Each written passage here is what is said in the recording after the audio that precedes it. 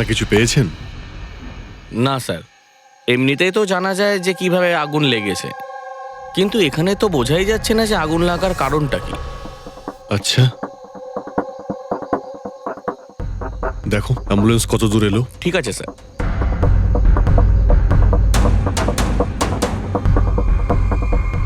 খুব বাজেভাবে ঝলসে গেছে। অদ্ভুত ব্যাপার, জানতেই পারা যাচ্ছে না যে আগুনটা কি করে লাগলো।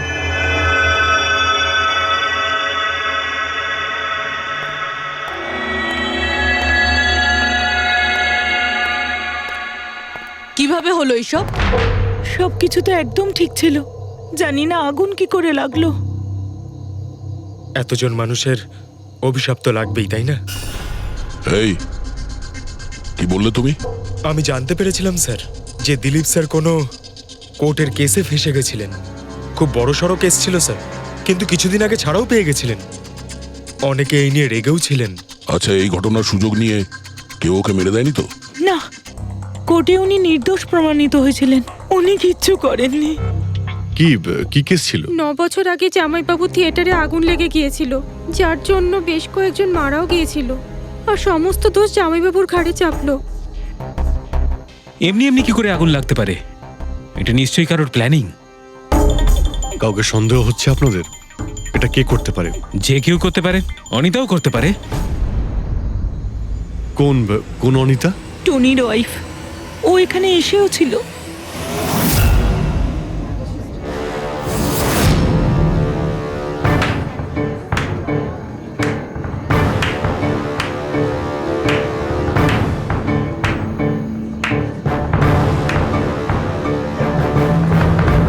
অনিতা, অন্য লোকের ঘর ভেঙে দিয়ে নিজের পরিবারের সঙ্গে এখানে ফুর্তি করা হচ্ছে।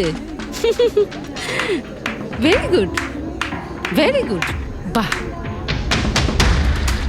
কিন্তু একটা কথা মনে রেখো, ওই লোকগুলোর মতো তোমরাও ছটফট করে মরবে। সিকিউরিটি, এই চুপ, একদম চেঁচাবি না। বের করো একে বাইরে, বের করো। চলুন ম্যাম, বাইরে চলুন। আউট। মনে হচ্ছে তোদের কি পরিণতি হবে তা নিয়ে কোনো মাথা ব্যথা নেই। তোদের খারাপ সময় শুরু হয়ে গেছে, মনে রাখিস। তুই আমার টনির সাথে যা করেছিস না, মনে রাখিস এরপরে তুই আর বেশি দিন বাঁচবি না, শুনেছিস? তুই এই নিয়ে যাবে কে? তুই আর বাঁচবি না, নরকে যাবি তুই। আর তাকিয়ে দেখছো কি? নিয়ে যাবে কে?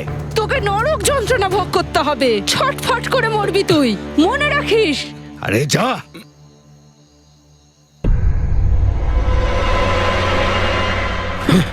Let's enjoy Rohan. আরে ভুলে যাও।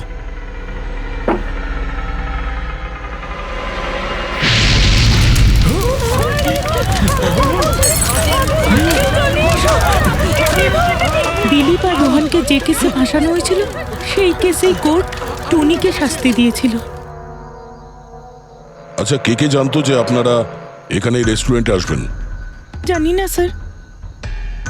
আচ্ছা, দিলীপ বাবু আসার আগে এই চেয়ারের আশেপাশে কাউকে দেখেছিলেন? কোনো অচেনা কাউকে? না স্যার, কাউকেই দেখিনি স্যার। এই টেবিলটাকে রিজার্ভ করেছিল দিলীপবাবু ফোন করেছিলেন, বলেছিলেন যে আমাদের জন্য টেবিল রিজার্ভ করে রাখো। সবসময় এখানেই বসতেন, এই টেবিল এই চেয়ারেই। রেগুলার কাস্টমার ছিলেন আমাদের।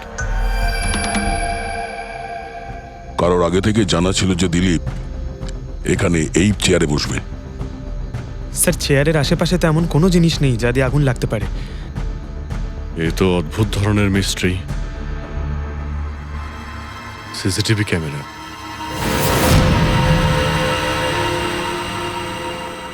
এর ফুটেজ থেকে জানতে পারা যাবে কি হয়েছিল এখানে। ও মাই গড, এসব কিভাবে হলো? কে করতে পারে এসব? ওই করেছে যে দিলীপকে খুন করেছে প্রমাণ লোপাটের জন্য। আর যে কেউ কিভাবে এই মনিটর রুমে চলে এলো? তোমার সিকিউরিটি কোথায়? স্যার, এই রুমে সিকিউরিটির কোনো প্রয়োজনই হয় না। এর আগে এরকম কখনোই হয়নি স্যার। স্যার স্যার, আমার মনে হয় না সিসিটিভি ফুটেজ ডিলিট করার মতো সময়ের কাছে ছিল। ও শুধু ভাঙচুর করেছে। যদি আমরা কোনো এক্সপার্টকে ডাকি স্যার, তাহলে সে হয়তো হার্ড ডিস্ক থেকে রিকভার করতে পারবে।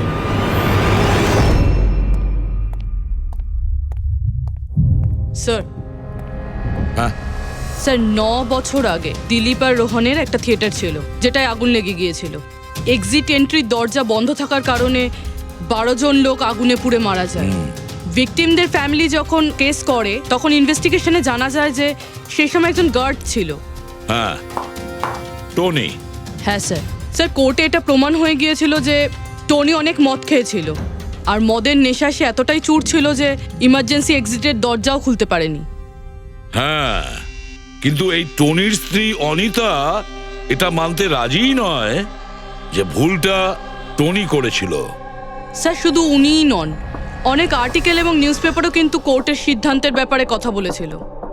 যখন এই ঘটনাটা ঘটেছিল তখন দিলীপ আর রোহনের বিরুদ্ধে সলিড এভিডেন্স ছিল, কিন্তু তারপর কেস চলতে থাকলো।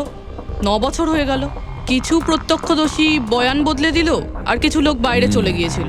স্যার, দিলীপ আর রোহন নিশ্চয়ই টাকা আর ক্ষমতার অপব্যবহার করেছে, আর এই কথাটা নিশ্চয়ই টনি জানতে পেরেছিল।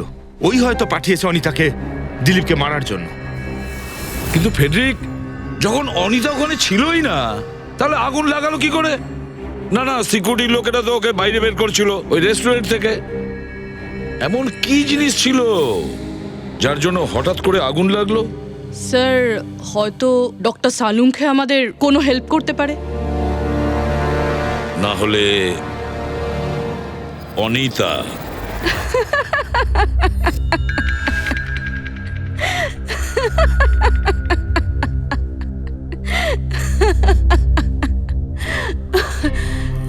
আপনারা তো অবাক হচ্ছেন কেন? আমার হাসি দেখে নাকি দিলীপের মৃত্যুর জন্য? দিলীপের মারা যাওয়াতে এত আনন্দ কিসের? আচ্ছা, আমি খুশি হব না তো আর কে হবে বলুন তো? কালকে রাত্রে রেস্টুরেন্টের থেকে বেরোনোর পর তুমি কোথায় গিয়েছিলে? জেলে আমার স্বামীর সঙ্গে দেখা করতে। ওয়ার্ডেনের কাছে সমস্ত রেকর্ড আছে, আপনারা চাইলে চেক করতে পারেন। সেটা তো আমরা করবই। আর এইটাও যে তুমি ওই আগুনটা লাগালে কিভাবে? কোনো কালো জাদু করেছিলে তুমি? দিলীপের গায়ে হঠাৎ করে আগুন লাগলো কি করে? কালো জাদু জানলে অবশ্যই প্রয়োগ করতাম, কিন্তু আমি খুব খুশি হয়েছি। দিলীপও ঠিক সেইভাবেই ছটপট করে মরেছে যেভাবে 9 বছর আগে ওই নিরীহ লোকগুলো মারা গেছিল, যেটা শাস্তি এখন আমার স্বামী টনি ভুগছে। তুমি এইটা কিভাবে বলতে পারো যে টনির কোনো ভুল ছিল না? তুমি তো ওখানে ছিলেই না। আমি ওখানে ছিলাম না, কিন্তু টনি এখানে ছিল। সেদিন ওর শরীর খারাপ ছিল। ওর মালিকদের মানে রোহন আর দিলীপকে বলে তাড়াতাড়ি বাড়ি চলে আসে আগুন লাগার অনেক আগেই। ভুল ওদের দুজনের ছিল। ওরাই পুরনো দরজা ঠিক করায়নি, যার জন্য ওখানে আগুনে পুড়ে অনেক লোক মারা গেছিল। আমার স্বামীর নয়, ওদের দুজনের দোষ ছিল। তাতে তোমার নিশ্চয়ই খুব রাগ হয়েছিল, ওদেরকে মেরে ফেলারও ইচ্ছে হয়েছিল। 12 জন মারা গেছিল ওখানে। আমার থেকে অনেক বেশি রাগ ওদের পরিবারের লোকেদের হয়েছিল, কিন্তু এখন হয়তো ওরা খুব খুশি দিলীপের মৃত্যুর খবর শুনে। খুব খুশি হয়েছে। ওরা আরো বেশি আনন্দ পাবে যেদিন রোহন পুড়ে মরবে।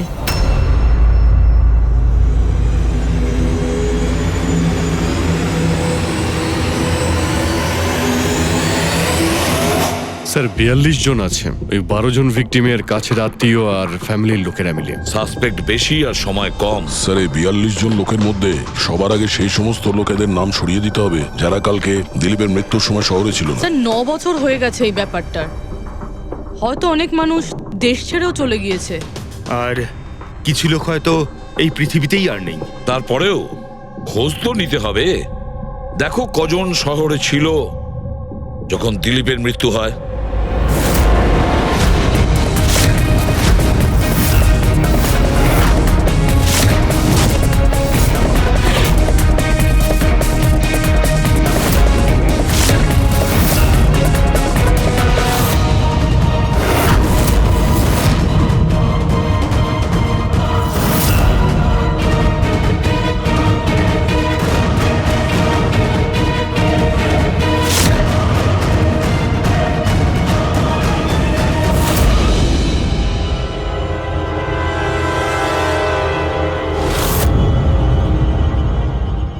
হ্যাঁ পঙ্কজ, কজন এখানে আছে? 27 জন স্যার, যারা সেই সময় শহরে ছিল, আর ওদের দিলীপকে মারার কারণও ছিল। ঠিক আছে, সবাইকে বিউরোতে ডাকো, দেখা যাক ওরা নির্দোষ হওয়ার কি গল্প শোনায় আমাদের। জেমস, তোমার বাবা 9 বছর আগে থিয়েটারে আগুন লাগার কারণে মারা গেছেন, তাই তো? Yes sir. আপনার হাজবেন্ড ফিল্ম একাই দেখতে গিয়েছিলেন? সেই দিন আমি বিজি ছিলাম, তাই উনি একাই চলে যান। কালকে রাত্রে কোথায় ছিলে তুমি? স্যার আমি আমার বন্ধুদের সঙ্গে ছিলাম। স্যার আমি পাসপোর্ট অফিসে গেছিলাম। ওই দুজনকে আমি এমনি এমনি ছেড়ে দেব না। তো কি করেছিলে তুমি? ভেবেছিলাম যে দিলীপের সাথে ফেস টু ফেস দেখা করব, আর ওকে জিজ্ঞেস করব যে তুমি এরকম কেন করলে। স্যার তারপরে আমি আমার বন্ধুদের সাথে বাড়িতে যাই। আমি আমার ওয়াইফের সাথে মলে ছিলাম। স্যার আমার বন্ধুদের জিজ্ঞাসা করতে পারেন। স্যার যদি ওর সাথে আমার দেখা হতো তাহলে ও রেস্টুরেন্টে বেঁচে ফিরতো না। দিলীপ ওর কর্মের শাস্তি পেয়ে গেছে। আমি রেস্টুরেন্ট থেকে জানতে পারলাম যখন যে দিলীপের সাথে কি হয়েছে, তখন মনে শান্তি পেলাম স্যার। আর বাকি থাকলো রোহন, ও তার কর্মের শাস্তি নিশ্চয়ই পাবে। এবার এই 27টা নামের মধ্যে তাদের নামগুলো রেখে দাও যারা ঘুরিয়ে ফিরিয়ে উত্তর দিচ্ছিল, আর যারা নিজেদের উত্তর অনেক আগে থেকেই তৈরি করে রেখেছিল।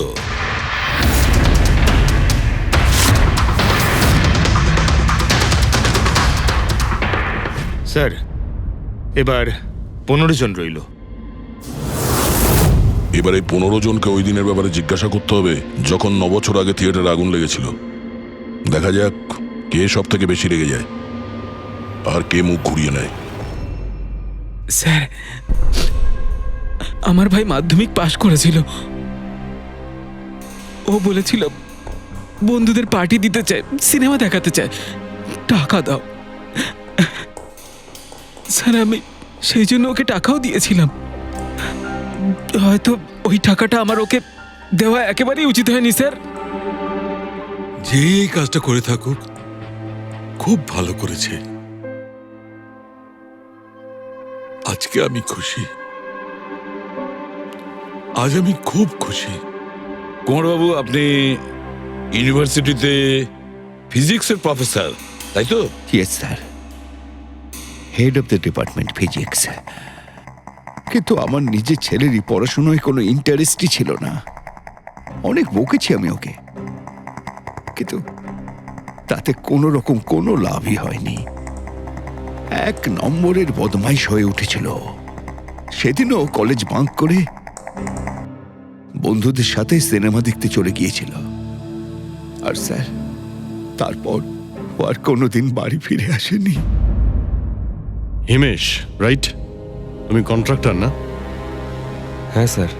হিমেশ, 9 বছর আগে তুমি তোমার স্ত্রীর সঙ্গে সিনেমা দেখতে গিয়েছিল ওই সিনেমা হলে? আমাদের নতুন নতুন বিয়ে হয়েছিল, স্যালনের সাথে সিনেমা দেখতে গিয়েছিলাম। ওর খুব খিদে পেয়েছিল, আমি সিঙ্গাড়া আনতে বাইরে গেছিলাম। আমি আমি ওখানে ফিরে গিয়ে দেখলাম ওখানকার দরজা লক হয়ে গেছে, আর ভেতর থেকে লোকেদের চিৎকার চেঁচামেচি শোনা যাচ্ছিল, আর আর খুব ধোঁয়া বেরোচ্ছিল ওখান থেকে। সালোনি, আমি স্যার দরজা খোলার অনেক চেষ্টা করেছিলাম, আমি খুব চেষ্টা করেছিলাম।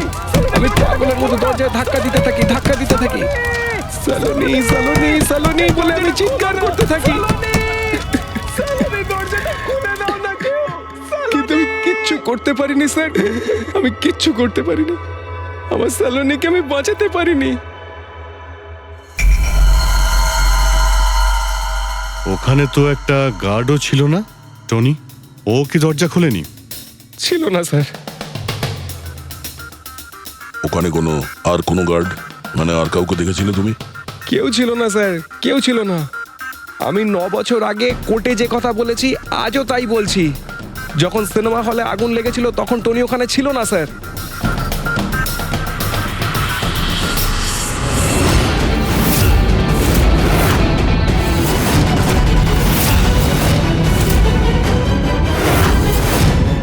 স্যার এই হলো আমাদের 15 জন সাসপেক্ট যারা দিলীপকে খুন করতে পারে। স্যার পুলিশ বলছিল যে ফায়ারম্যানরাও বলতে পারেনি যে আগুনের এক্স্যাক্ট সোর্সটা কোথায় ছিল। ওরা তো দেখা মাত্রই জানতে পেরে যায়, তাই না? জানতে পেরে যায়, যে ওখানে এমন কি জিনিস ছিল যাতে আগুন ছড়িয়ে পড়ে, কিন্তু ওরা জানতে পারেনি।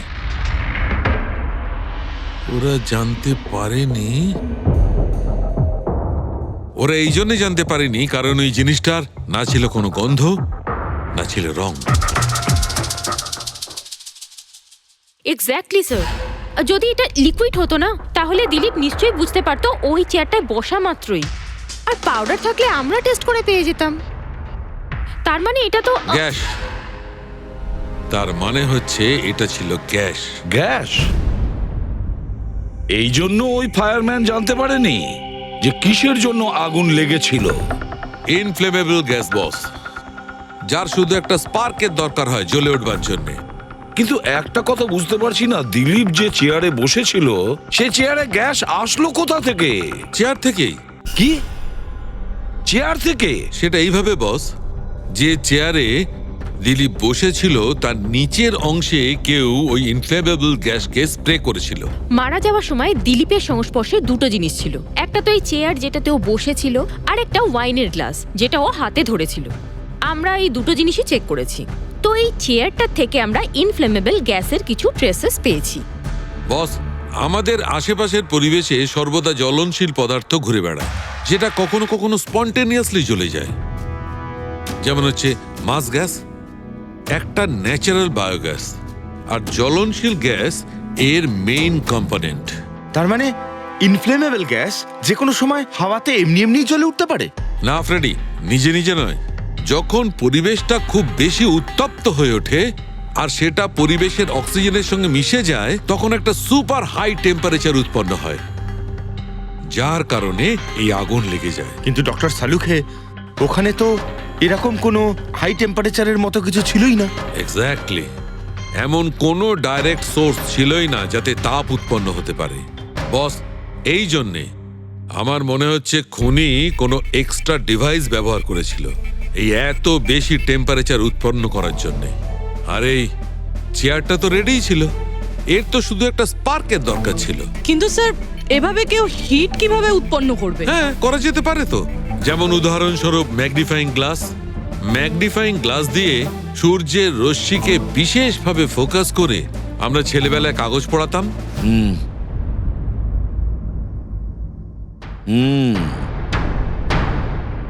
মনে হচ্ছে ওই রেস্টুরেন্টে আবার যেতে হবে, খোঁজ নিতে হবে কিসের থেকে আগুনটা লেগেছিল।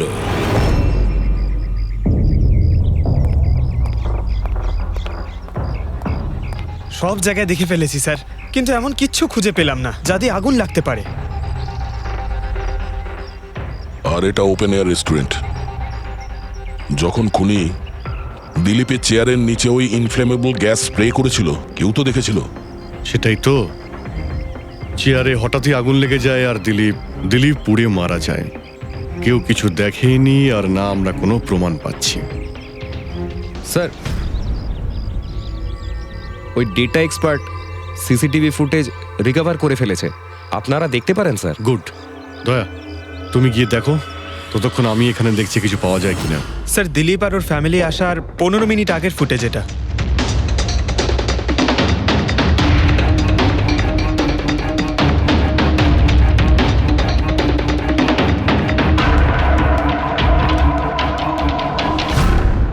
এ চেয়ার চেঞ্জ করছে। এর কোনো দ্বিতীয় অ্যাঙ্গেল আছে কি এই সময়েরই? চেক করো। 1 মিনিট স্যার।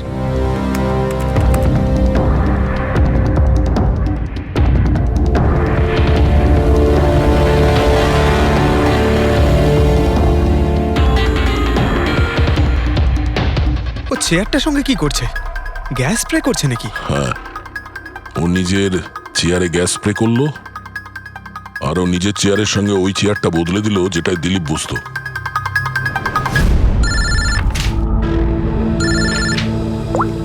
হ্যাঁ দয়া। আচ্ছা, গ্রেট, গুড ওয়ার্ক দয়া, গুড ওয়ার্ক। কি হলো স্যার? যে দিলীপের চেয়ারটা কারসাজি করেছিল তার খোঁজ পাওয়া গেছে। সে আসলে একটা লোক, ওর শারীরিক গঠনটাও জানা গেছে। আর দেখি আমরা, দয়া ফটোটা পাঠাচ্ছে।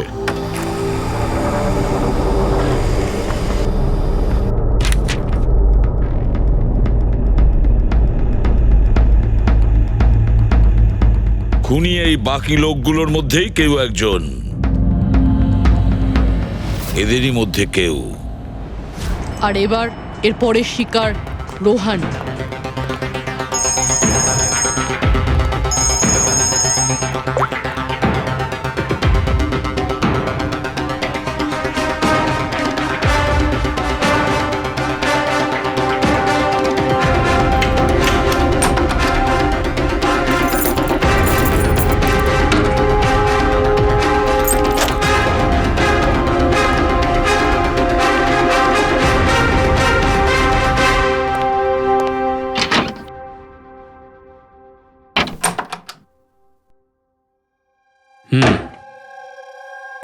আমার মনে হয় কারোর আমার আর দিলীপের মুক্তিতে অসুবিধা হচ্ছে। আমার প্রাণে ঝুঁকি আছে এখানে। I'll talk you later, bye. Sir, everything is ওকে।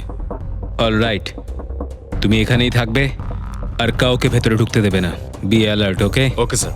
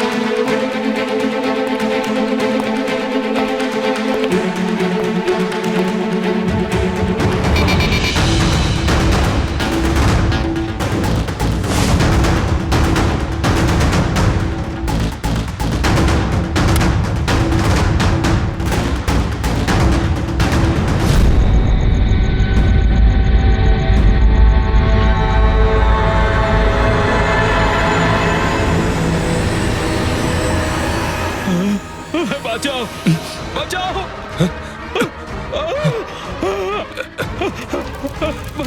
বাঁচাও, বাঁচাও, বাঁচাও ওকে, জল দাও, জল, বাঁচাও, বাঁচাও, বাঁচাও। স্যার, আসি স্যার।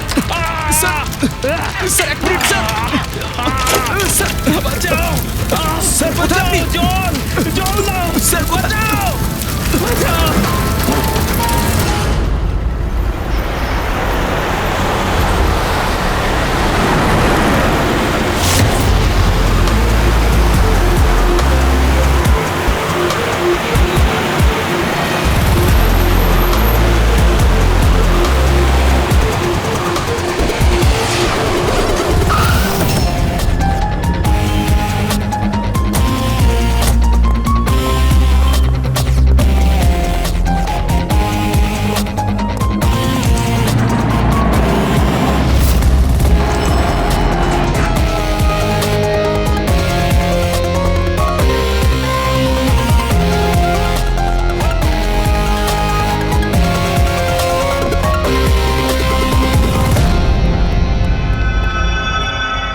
My God!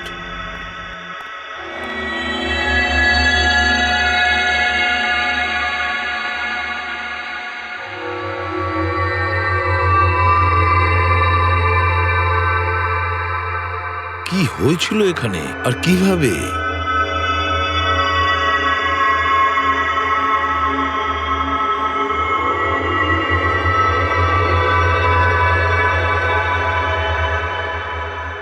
এখানে আর অন্য কোনো জিনিসের স্মেল পাওয়া যাচ্ছে না, শুধু এই পোড়া লাশটার দুর্গন্ধ ছাড়া। মানে স্যার, এই মার্ডারটাও ইনফ্লেমেবল গ্যাস দিয়েই করা হয়েছে হয়তো। এসব হলো কিভাবে? হ্যাঁ স্যার, আসলে আমি রোহন স্যারের বডিগার্ড। আচ্ছা, তাহলে আপনারা কোথায় ছিলেন যখন এসব হলো? স্যার, রোহন স্যার আমাকে বাইরে পাহারা দিতে বলেছিলেন। তার কিছুক্ষণ পরেই আমি ওনার চিৎকার শুনতে পেয়ে ওনার রুমের দিকে দৌড়ে আসি আর দেখি দরজার চারদিক থেকে ধোঁয়া বেরোচ্ছিল। আমি অন্য চাবি দিয়ে দরজা খুলে ভিতরে যাওয়ার পর দেখলাম যে স্যার ততক্ষণে রোহন স্যার পুড়ে গেছেন। আপনারাও কেউ কিছু জানেন না? অদ্ভুত ব্যাপার, রুমের মধ্যে কোনো সূত্র পাচ্ছি না, শর্ট সার্কিট হয়নি, পর্দাটা ভেতর থেকে বন্ধ, এই উইন্ডোজটা পার্মানেন্টলি ক্লোজড, কেউ বাইরে থেকে ভেতরেও আসতে পারবে না, আর বাইরে থেকে ভেতরে কোনো ভিউও নেই, কেউ দেখতেও পাবে না। তাহলে লোকটা মরলো কিভাবে? এটার থেকে আগুন লেগেছে বস।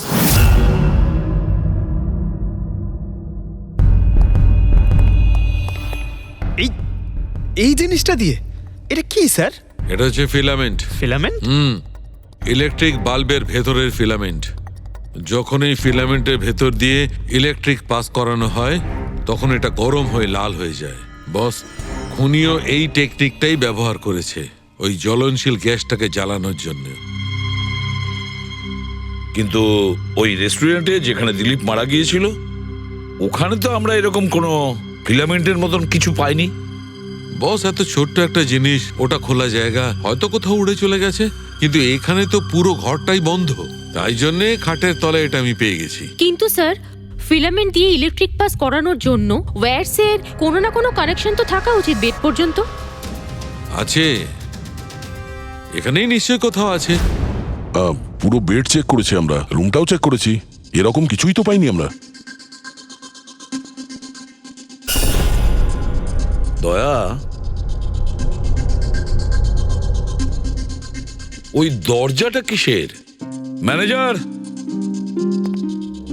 Yes sir. ওই দরজার ওপারে কি আছে? স্যার আর একটা রুম আছে, এই রুমের সাথে ওটা কানেক্টেড। এমনিতে এই দরজাটা সিল থাকে, এটাকে কেউ খোলে না স্যার। খুলুন এই দরজাটা। Yes sir. আসুন স্যার।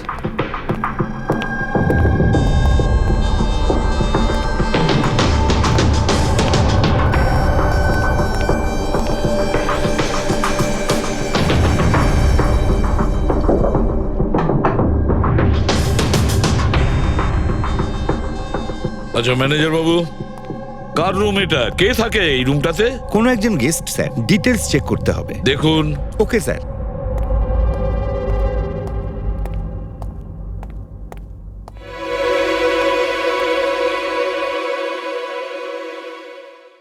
স্যার, ওখানে ওই রুমের মধ্যে যা হয়েছে স্যার, সব এই রুম থেকেই করা হয়েছে স্যার।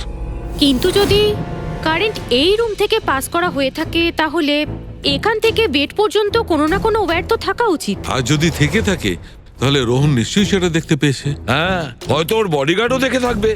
ডাকো তো ওর বডিগার্ডকে। আপনি এদিকে আসুন।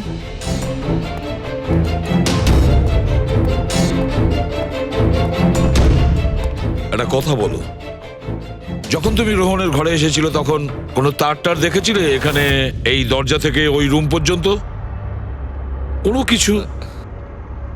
না স্যার, রোহন স্যার এই রুমে ঢোকার আগে আমি এই রুমটাকে খুব ভালো করে চেক করেছিলাম, কিন্তু তার বা সেরকম কিছু আমার চোখে পড়েনি। ঠিক আছে, যাও তুমি।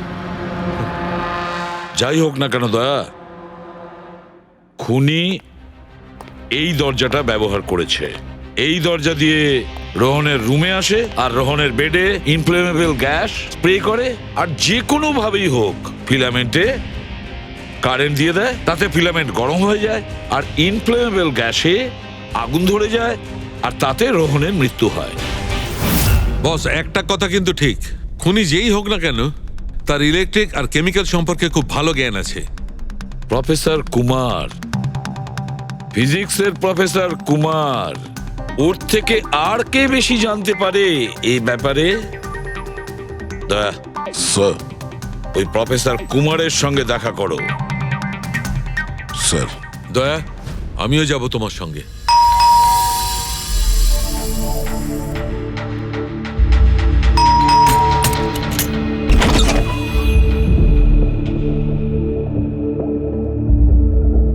প্রফেসর কুমার আছেন বাড়িতে? হ্যাঁ আছেন, কিন্তু আপনারা? সিআইডি। সিআইডি? সব ঠিক আছে তো স্যার? হ্যাঁ, ওনাকে কিছু জিজ্ঞাসা করার আছে। কোথায় উনি? বাইরে বাচ্চাদের পড়াচ্ছেন, আমি ডেকে আনছি। ঠিক আছে, ঠিক আছে, আমরা দেখছি।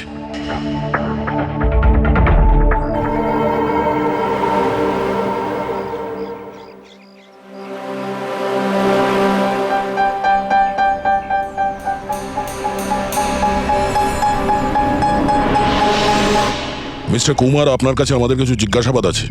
বলুন, কি জানতে চান? আপনি এটাকে চেনেন? এটা তো ফিলামেন্ট। গুড, ঠিক চিনেছেন আপনি। আপনি জানেন আমরা এই ফিলামেন্টটা কোথা থেকে পেয়েছি? সেটা তো আপনারাই বলতে পারবেন কোথা থেকে পেয়েছেন। রোহনের বিছানার নিচে। কাল রাত্রে রোহন ওই বিছানাতেই পুড়ে মারা গেছে। হোয়াট? রোহনও মারা গেছে? কাল রাত্রে আপনি কোথায় ছিলেন? রাত 9টা থেকে ভোর 3টে পর্যন্ত। আপনারা আমাকে সন্দেহ করছেন? এটা আমাদের প্রশ্নের উত্তর হলো না মিস্টার কুমার। কাল আমি সারা দিন আর সারা রাত্রি বাড়িতেই ছিলাম। কোনো প্রমাণ? আগে আমার কাজের লোক রামু আর বিকাশ, প্লিজ কাম হিয়ার।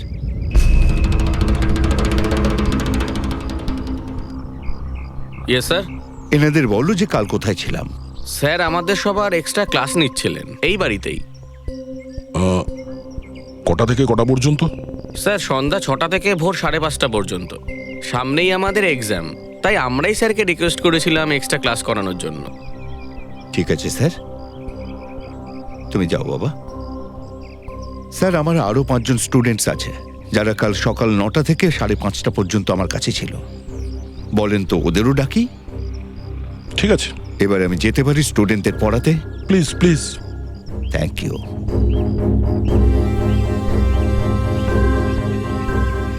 হ্যাঁ, তাহলে আমি যেটা বলছিলাম যে শোল্ডারিং ওয়্যার ছাড়াও আমরা মাদারবোর্ড ফিক্সড করতে পারি with the help of adhesive conductor.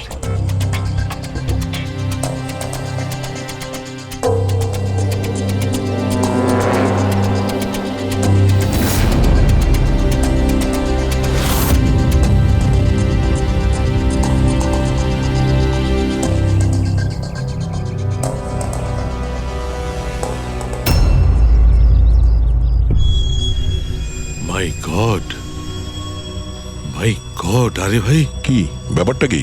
আরে ভাই, এই ভুলটা আমি কি করে করলাম? কি? গড, বুড়ো হয়ে গেছি আমি বুড়ো হয়ে গেছি। দয়া একটা কাজ করবে, 1 ঘন্টা পরে ফরেন্সিক ল্যাবে দেখা করো। একটা জিনিস দেখাবো। 1 ঘন্টা পরে। আরে ওই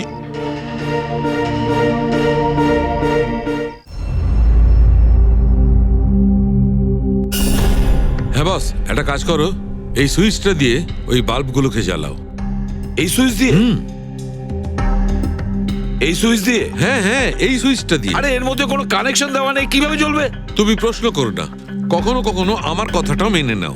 কখনো কখনো। এই অন করলাম। কই স্যার, কিছুই তো হলো না। হবে হবে। আরে কি হবে? কিছুই হবে না। হবে ভাই, বিলিভ মি, হবে। 1 মিনিট। আরে ওর শরীর ঠিক আছে তো? হ্যাঁ স্যার, জানি না কি হয়েছে, প্রফেসর কুমারের সঙ্গে দেখা করে আসার পর থেকেই উনি বাল্ব নিয়ে খেলে যাচ্ছেন। একটা কথা বলো, ওই ফিঙ্গারপ্রিন্ট গুলোর খবর কি, যেগুলো তুমি হোটেলের লোকেদের কাছ থেকে নিয়েছিলে আর ওই রুমটা থেকে নিয়েছিলে? স্যার, অনেক ফিঙ্গারপ্রিন্টস পাওয়া গেছে, কিন্তু সবগুলো স্টাফ মেম্বারসদেরই, এছাড়া আর কারোর পাওয়া যায়নি। এটা কিভাবে সম্ভব? এই যে দাদা, একটু এই দিকেও দেখুন। হ্যাঁ হ্যাঁ, দেখছি। হ্যাঁ,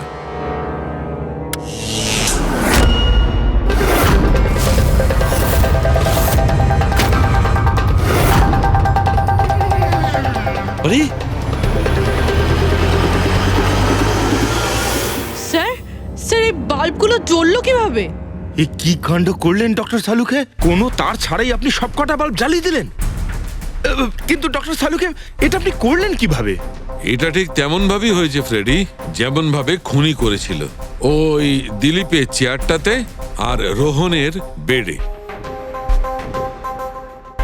ম্যাজিশিয়ান সালুখে, এবার পরিষ্কার করে বলুন আপনি সব করলেন কিভাবে? কারেন্ট কি হাওয়া থেকে আসলো? হাওয়া থেকে আসেনি বস। তাহলে? কারেন্ট এসেছে ইলেকট্রিক পেইন্টের সাহায্যে। Electric paint? হ্যাঁ, ইলেকট্রিক পেইন্ট। আসলে ইলেকট্রিকের যে তার হয় সেটা মেটালের হয়। Metal is a good conductor of electricity, সেই জন্য কারেন্ট ওর মধ্যে দিয়ে পাস করে। ঠিক একই রকম ভাবে কিছু পেইন্টও আছে যেগুলোকে আমরা ইলেকট্রিক পেইন্ট বলি, আর এটাও গুড কন্ডাক্টর অফ ইলেকট্রিসিটি। এর মধ্যে দিয়েও ইলেকট্রিসিটি পাস করতে পারে। অদ্ভুত ব্যাপার হলো এটা যে কোনো কালারের সঙ্গে মিশে যায়। যেটা খুব সহজে যে কোনো ব্যাকগ্রাউন্ডে মার্জ হতে পারে। ও, এই কারণেই আমরা হোটেলের রুমে আর রেস্টুরেন্টে কিছু দেখতে পাইনি স্যার। এক্স্যাক্টলি দয়া, খুনি আসলে হোটেলের রুমের আর রেস্টুরেন্টের ফ্লোরের দুটোর কালার এই কালারের সঙ্গে ম্যাচ করেছে, এই জন্য আমরা দেখতে পাইনি। তার মানে ইলেকট্রিক কারেন্ট, এই ইলেকট্রিক পেন্ট, এটা কি খুব সহজেই পাওয়া যায়? হ্যাঁ, পাওয়া যায়। আসলে এটা ইলেকট্রিক সোল্ডারিং আর রিপেয়ারিং এর কাজে লাগে। আর এটা সবচেয়ে বড় বিশেষত্ব হলো যে এটা সাধারণত খালি চোখে এটা দেখা যায় না, শুধুমাত্র ইনফ্রারেড লাইটেই এটা দেখা যায়। আমি দেখাচ্ছি।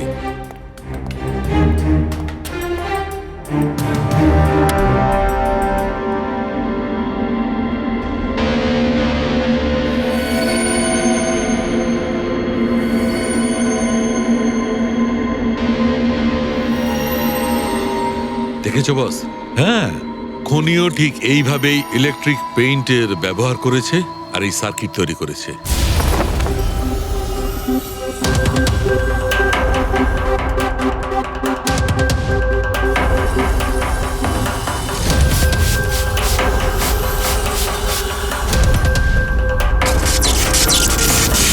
একটা কথা তো নিশ্চিত, এ যেই হোক না কেন তার এ সমস্ত ব্যাপারে খুব ভালো জ্ঞান আছে। কিন্তু স্যার, এদের মধ্যে খুনিকে ওই প্রফেসরের সঙ্গে তো কথা বলে নিয়েছি স্যার, ও তো না। এই বংশী, এই লোকটা তো একজন ক্লার্ক, কিন্তু আমার মনে হয় না যে একজন ক্লার্কের সায়েন্সের ব্যাপারে এত জ্ঞান থাকতে পারে। স্যার, এদের মধ্যে সব থেকে বেশি শিক্ষিত তো ওই প্রফেসর কি মনে হচ্ছে? এটা এমন কেউ হতে পারে যেটা প্রফেসরের মতো ইন্টেলিজেন্ট নয়, অথচ এই ব্যাপারে অনেক কিছুই জানে।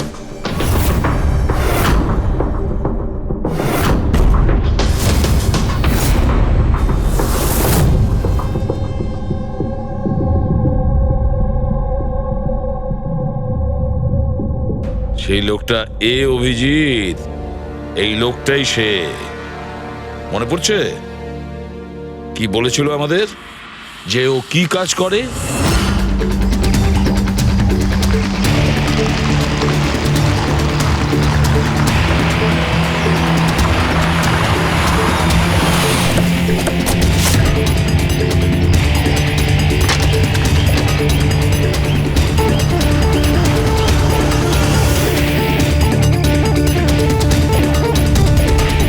যাওয়া যাক শ্বশুর বাড়ি।